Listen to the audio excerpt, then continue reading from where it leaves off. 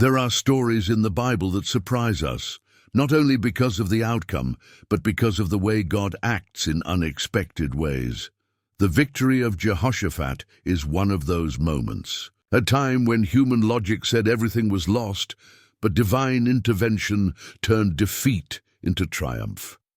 Have you ever wondered how it is possible to win battles without lifting a sword? Jehoshaphat discovered that true victory does not depend on human strategies, but on absolute trust in God. The context was dramatic. A mighty army was coming against Judah. Humanly speaking, there was no chance. Jehoshaphat, as king, felt the weight of an entire nation.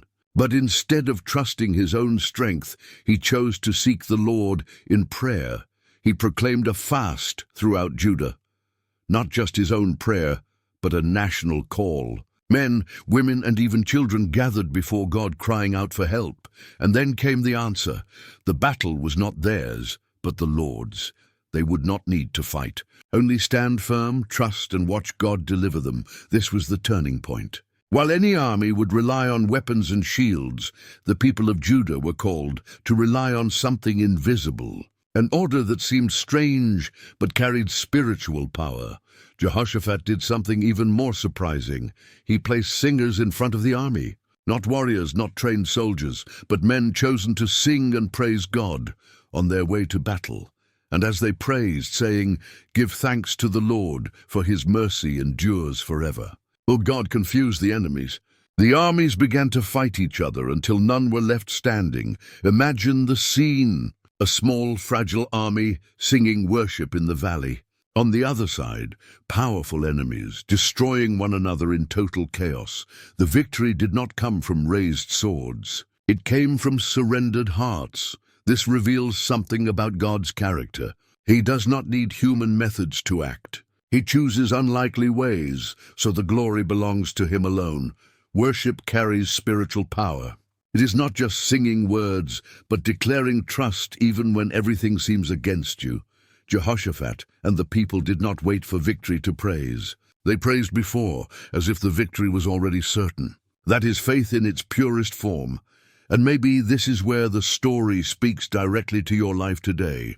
How many times have you felt surrounded by battles that seemed impossible? Problems, fears, illnesses, or situations that steal your peace? The message is clear. When you choose to worship in the middle of pain, something powerful happens. Praise not only changes you, but also the spiritual atmosphere around you. When Judah reached the battlefield, there were no enemies left, only fallen bodies. God had already fought for them.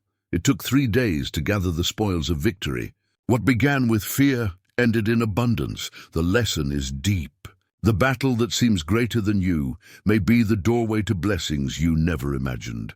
Jehoshaphat returned to Jerusalem, not in silence, but with instruments, songs, and celebration. The news spread among the nations, and Judah had peace. This is not just an ancient story. It is a spiritual key for all times. True victory is not in man's strength, but in dependence on God. Jehoshaphat won not because of the largest army, but because he sought God first. And this is a lesson for you. Before acting, before despairing, bend your knees. Victory is not only about escaping the enemy, but seeing God act so clearly that there is no doubt it was him.